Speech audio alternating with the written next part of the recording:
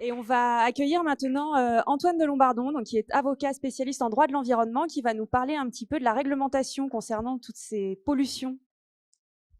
Merci. Bonjour à tous. Je suis très heureux d'être avec vous. Je suis Antoine, donc avocat en droit de l'environnement.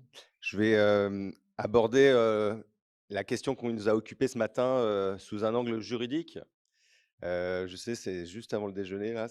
Donc, ce que je vais faire, c'est qu'on va aller assez vite, si vous me permettez, et puis je répondrai à vos questions. L'idée, c'était de vous partager le travail que j'ai fait avec Anne Barbillon sur l'appréhension finalement des responsabilités. On a beaucoup parlé de responsabilité ce matin. J'entendais, on prend sa part de responsabilité, il faut accepter la part d'incertitude. En fait, voilà, je suis d'accord, mais c'est intéressant de savoir qui prend la part de responsabilité et puis savoir si cette part de responsabilité, cette part d'incertitude, on peut la partager. Parce que finalement, c'est pas toujours au même de prendre cette part. Donc, le travail a consisté à se mettre dans des situations où on était face à une pollution d'un sol, à regarder quelle est la réglementation existante et à se dire quels sont les enjeux de responsabilité qu'on peut envisager.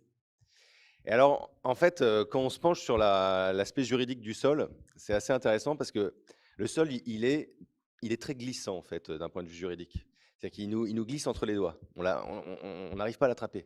Et d'ailleurs, le droit, très tardivement, il s'est toujours pas, d'une certaine façon, emparé complètement du sujet. C'est-à-dire que quand on regarde le code de l'environnement, par exemple, il y a un secteur air, il y a un secteur eau, il n'y a pas un secteur sol. Il y a une police maintenant assez récente des cités sols pollués, mais c'est pas un milieu, si vous voulez, qui a été protégé en tant que tel. Et d'ailleurs, il y a pas, on l'a dit depuis ce matin, il y a pas d'état idéal du sol. En fait, on pense le sol en fonction de son usage, en fonction de l'usage futur qu'on peut avoir, mais on va pas se dire: «Je vais dépolluer un sol pour le rétablir à l'état dans lequel il était avant l'arrivée de l'homme», par exemple, un état parfaitement naturel. Non, non, on pense plutôt quelle est la destination du sol, à quoi il va nous servir, à quoi il va servir, et c'est comme ça qu'on appréhende le degré de dépollution ou de remédiation que l'on fait.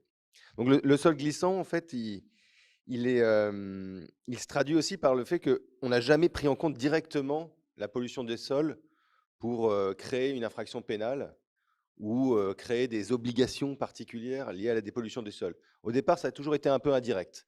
C'est-à-dire, on a réglementé les installations classées pour la protection de l'environnement, toutes les installations industrielles, et on leur a dit, en fin d'exploitation, vous allez devoir rétablir la pollution du sol. Ou de la même manière, on a réglementé la gestion des déchets. C'est-à-dire qu'on vous a dit, c'est interdit de jeter des déchets dans la nature, ça pollue les sols, mais on vous a sanctionné parce que vous aviez jeté des déchets, pas vraiment parce que vous aviez pollué les sols. Alors en 2014, il y a un grand changement puisqu'il y a une police administrative qui intervient et qui va s'occuper des sites et sols pollués. Mais vous voyez, 2014, c'est quand même il n'y a pas si longtemps. Donc là, maintenant, il y a des autorités publiques qui sont investies de la gestion des sites et sols pollués. Mais à nouveau, il n'y a pas pour autant des règles qui ont été sur cette base édictées pour nous dire, ben voilà, un sol sain, un sol non contaminé, un sol non pollué, c'est ça. En fait, quand on regarde les méthodologies des cités sols pollués, c'est très intéressant. Ça donne en fait aux industriels la façon de suivre et la façon de remédier les sols. Mais ce qui est intéressant de regarder, c'est quoi la forme qu'a pris cette méthodologie. La méthodologie, c'est des circulaires administratives. Et la circulaire administrative, dans la hiérarchie des normes, c'est un document non obligatoire. Donc en fait, on n'a pas pris un décret ou une loi pour imposer une méthode de remédiation, on a pris une circulaire.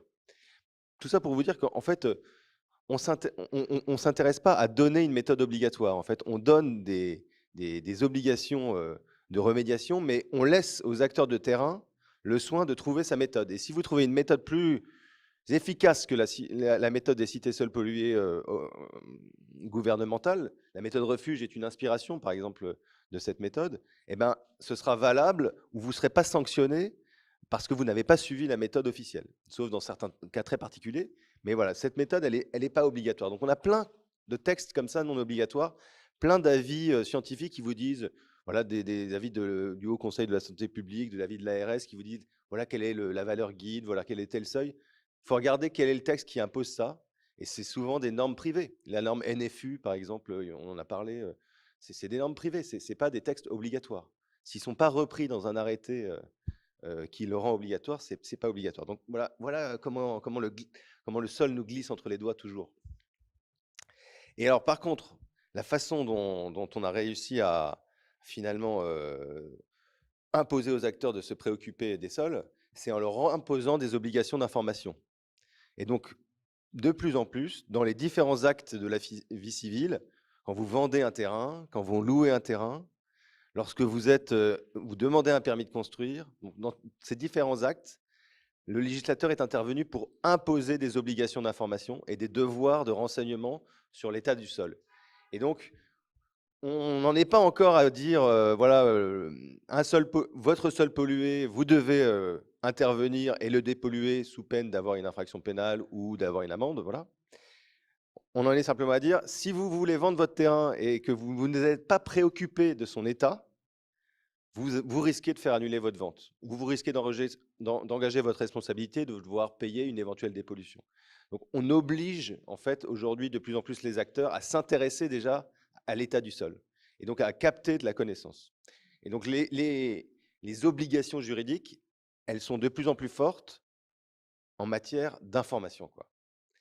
Et donc, ça me permet de faire un tout petit point pour qu'on ait les idées claires ensemble sur la différence entre la responsabilité et l'obligation, parce que les deux mots sont souvent confondus. Et en fait, l'obligation, c'est un texte réglementaire, un texte unilatéral qui vous impose de faire quelque chose ou un engagement contractuel que vous avez pris de faire quelque chose. Donc, vous avez une obligation, vous avez l'obligation de faire quelque chose. La responsabilité, c'est les conséquences de cette obligation. La responsabilité, c'est le fait qu'on puisse vous demander de réparer un dommage que vous avez causé parce que vous avez fait une faute, ou qu'on puisse aller vous sanctionner pénalement pour une faute que vous avez commise. Donc, ce n'est pas une obligation, la responsabilité, c'est les conséquences de l'obligation. Alors, en fait, on s'est, avec Anne, placé dans la situation d'un agriculteur urbain qui recevait un terrain pollué, et cette pollution créait un dommage à quelqu'un. Et donc là, dans cette hypothèse-là, on regarde si la responsabilité pénale peut être engagée et de qui. Et on a regardé aussi si la responsabilité civile pouvait être engagée et laquelle. Alors la différence entre les deux, je vous le précise, la responsabilité pénale, en fait, on s'en fiche du préjudice, on s'en fiche de la victime. La responsabilité pénale, c'est vous avez manqué à une obligation qui est prévue par un texte, et ce texte sanctionne par une peine, en fait, le fait que vous avez commis. Vous avez, par exemple, jeté un déchet dans une forêt. Voilà, ça, c'est pénalement sanctionné. Peu importe qu'il y ait eu un dommage à quelqu'un ou à l'environnement, même s'il n'y avait pas eu de dommage à l'environnement, le procureur de la République va pouvoir vous poursuivre pour cet acte et engager votre responsabilité pénale. Et la responsabilité civile, en revanche, elle s'intéresse à la réparation des dommages. C'est que là, il faut qu'il y ait une personne qui a un dommage et qui va vous demander de payer ou de réparer en nature le dommage qu'il a subi.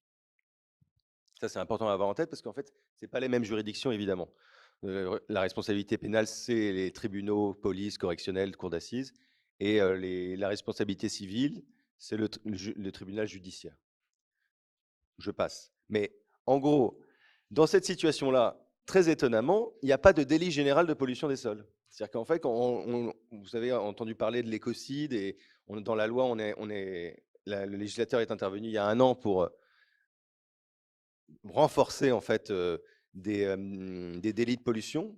Il n'a pas visé les sols dans les faits qui sont sanctionnés. C'est-à-dire qu'en fait, si on pollue les eaux, si on pollue l'air, et que là, ça engendre des dommages irréversibles pour ces deux milieux, on peut qualifier cet acte d'écocide, mais ça ne concerne pas les sols. Les sols, il n'y a pas de délit général de pollution des sols. Donc, si vous polluez un sol, mais que c'est parfaitement légal par rapport à votre activité, vous risquez rien pénalement, quoi.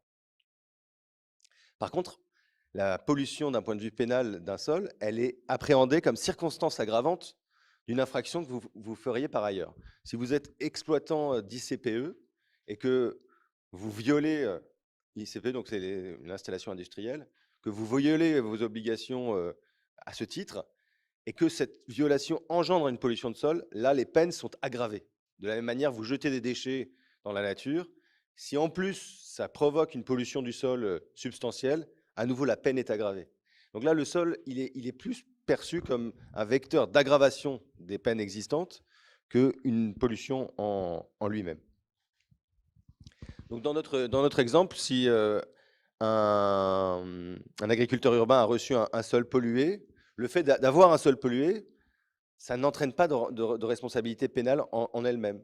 Et il faudra éventuellement remonter à l'origine de la personne qui a pollué ce sol pour éventuellement regarder s'il a pollué ce sol en violation d'une obligation particulière et donc créer une aggravation de sa peine. À côté, on peut aussi envisager que le dommage que crée la pollution, ça provoque le décès ou des blessures des personnes.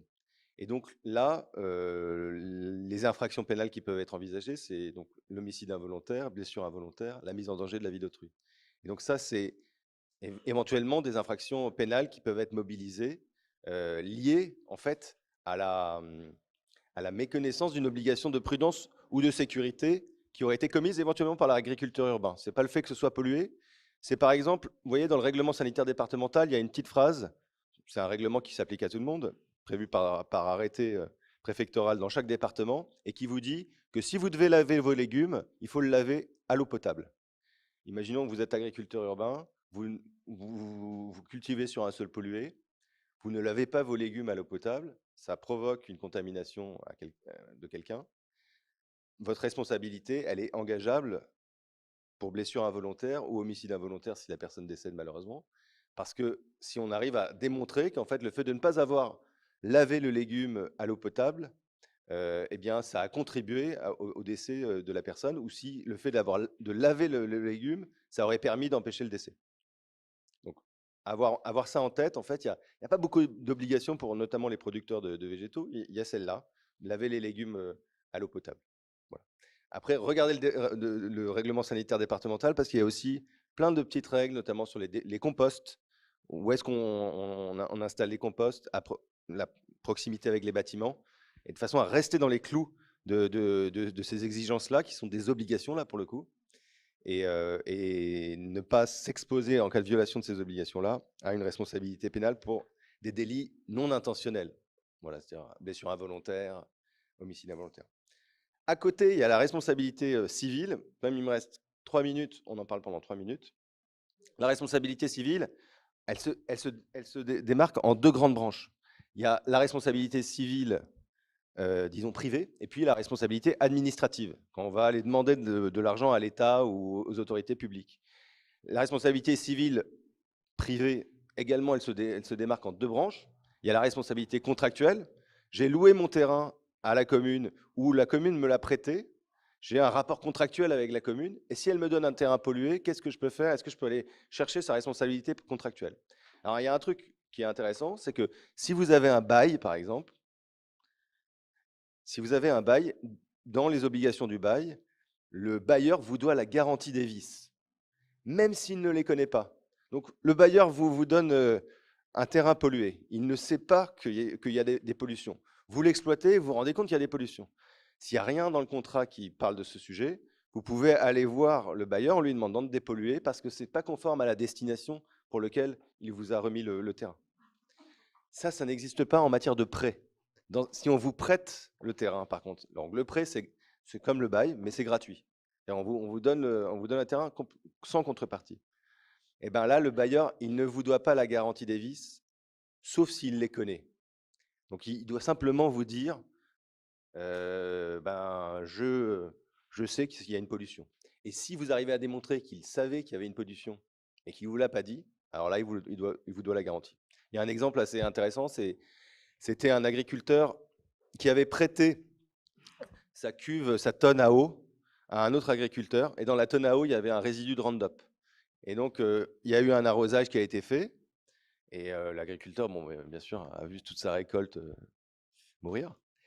Donc, il s'est retourné contre la personne qui lui avait prêté sa cuve à eau.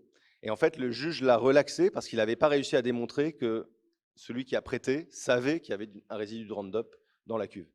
Voilà, dans le prêt, on doit la garantie des vices si on est de bonne foi. Et dans le bail, on doit la garantie des vices même si on est de mauvaise foi. Donc, voilà, raison 1. À côté de la responsabilité contractuelle, il y a aussi les responsabilités délictuelles. Et ça, en agriculture urbaine, en fait, il faut faire attention parce qu'on est dans des endroits très confinés souvent. La responsabilité délictuelle, c'est notamment le trouble anormal de voisinage. Si vous exploitez un terrain, vous faites tourner votre multiculteur à 6 heures du matin en zone urbaine, vous vous exposez à un trouble anormal de voisinage. De la même manière que vous avez un poulailler à 200 poules en zone urbaine, en zone rurale, ça passe, mais en zone urbaine, ce n'est pas des conditions normales de voisinage. Donc, il faut adapter en fait à la circonstance. Et à côté donc, de ces responsabilités, donc voilà, délictuelles, il y a aussi un élément important, c'est que quand vous êtes exploitant d'un terrain, vous avez la garde du sol, d'une certaine façon. On vous a prêté ou donné à bail un sol, vous avez la garde, c'est-à-dire que vous êtes responsable des dommages causés par le sol, d'un point de vue civil. C'est-à-dire qu'il y a un visiteur qui vient, un enfant, on parlait d'un enfant qui vient sur le terrain et qui mange votre sol contaminé et qui se contamine. Vous êtes responsable sans faute du sol et des dommages causés par le sol, parce que vous aviez la garde du terrain grâce au prêt. Vous n'allez pas pouvoir vous retourner contre la commune qui vous a pas dit que c'était pollué. Quand on est preneur d'un terrain, on est responsable civilement à l'égard des personnes qui ne sont pas en lien contractuel avec soi, des dommages causés. Je conclus, je conclus en vous disant, allez voir cette très intéressante note qu'a publiée Anne Barbillon et qui dresse un peu un tableau de tous ces champs de responsabilité. Et effectivement, le risque zéro n'existe pas. Pour autant, il y a plein de façons de se préserver du risque et plein de façons de le partager. À nouveau, je pense que ce n'est pas aux agriculteurs urbains de supporter tout le risque.